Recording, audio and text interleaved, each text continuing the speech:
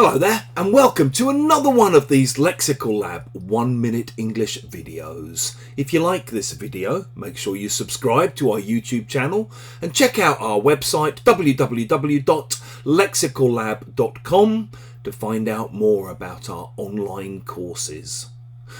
Last week was my son's birthday. He turned 11 and as a result there was quite a lot of cake in the house.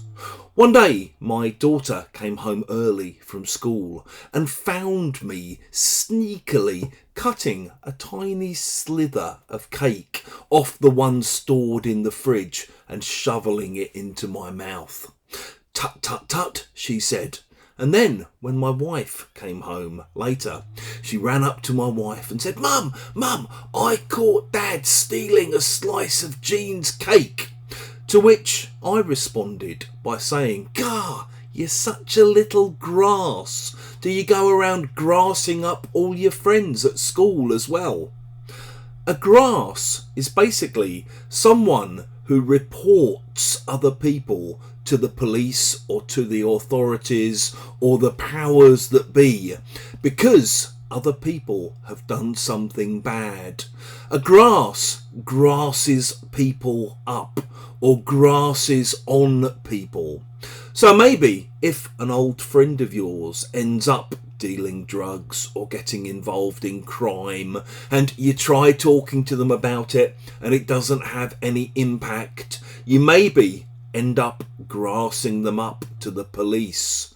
Usually the police have regular informers. They have regular grasses, people that they talk to because they know that these people know what's going on with local criminals in the area, and maybe in exchange for money or maybe in exchange for some other kind of favours, these grasses will grass up other criminals, grass on people that they know have been doing bad things. You can also maybe sometimes grass on other people who've been doing bad things in order to save your own neck.